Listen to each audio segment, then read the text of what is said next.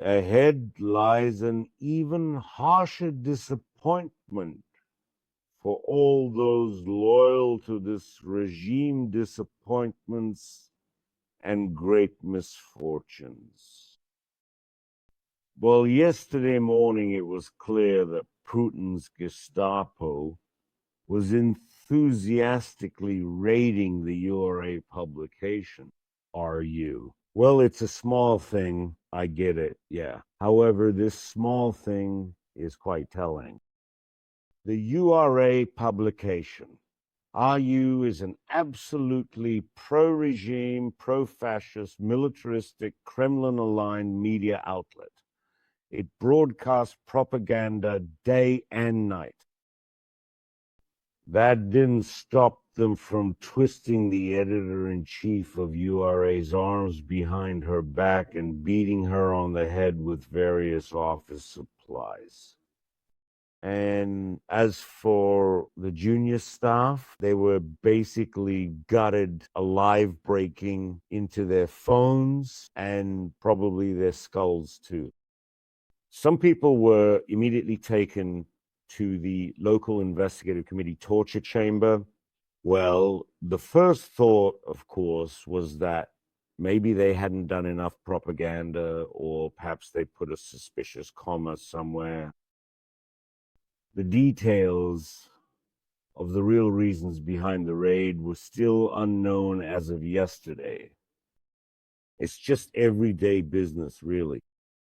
The thing is, pate made from these obedient intellectuals is usually served as a second course, but it's always served. The security officers really love their fresh intellectual meat. And after the right kind of marinating in pre-trial detention, this intellectual meat acquires a truly unique flavor. There's nothing you can do about it. The book on tasty and healthy food that Stalin started is now being finished by Putin. And in the end, even the most thoroughly corrupted, the most loyal will gradually be disposed of all the same. Well, not all of them will necessarily make it all the way to the execution pit. Worrying about their confiscated property will be enough to give them a heart attack. Now, the regime's fans, they really do naively believe that correctness and obedience guarantee safety. That's not true. It's not true at all. Any dictatorship is hysterical and prone to suspect everyone of hidden free thinking. And even the tiniest accidental deviations from the so-called party line are also a good enough reason for the chopping block.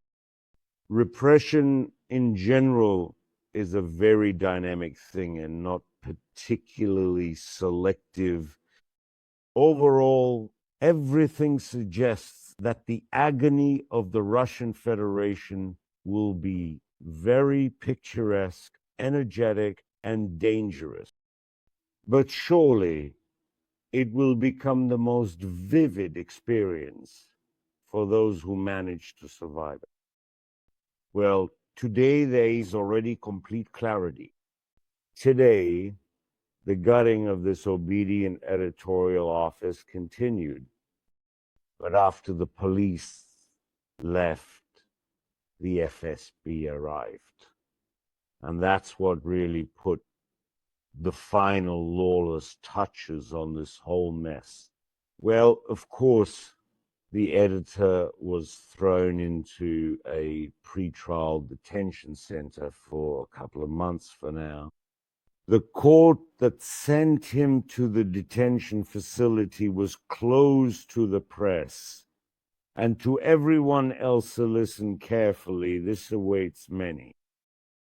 This will happen to many of those who well, many of those who now trust the current authorities and think they can sleep peacefully.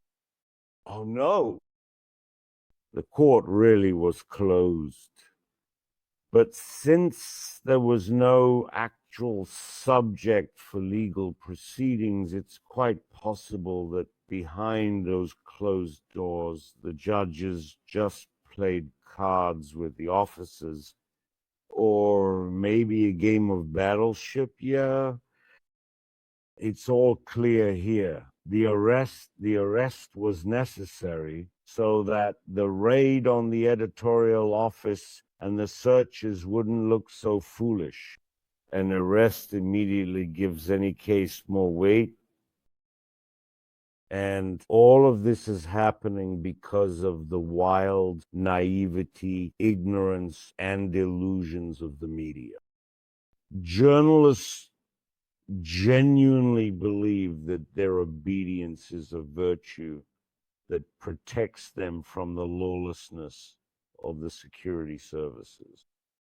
And they absolutely do not understand that the regime does not consider obedience or even groveling before it to be a virtue. In the view of the cannibals of the Ministry of Internal Affairs, the FSB and the prosecutor's office, the submission of the press is simply the norm, and no bonuses are given for it.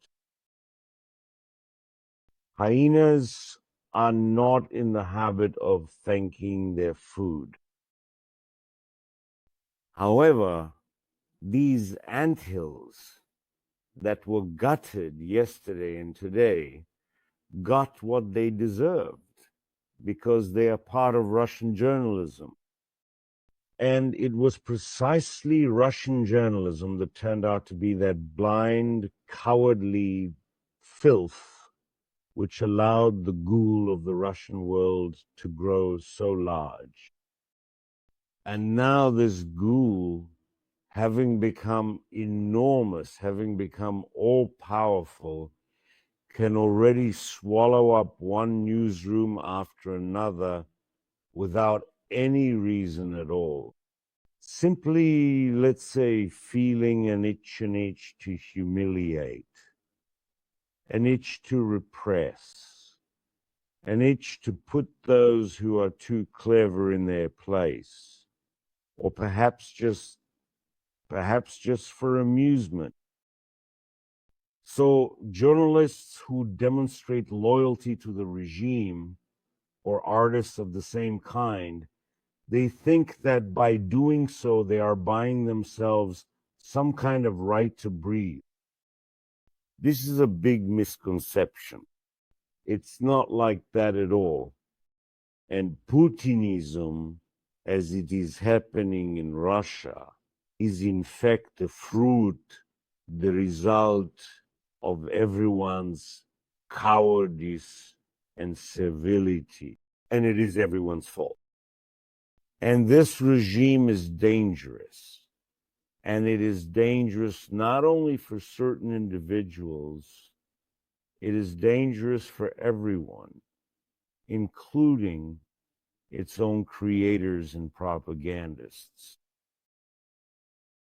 Well, we understand that things could have been a little different if Putin's diagnosis had been slightly different. However, it is in reality exactly what it is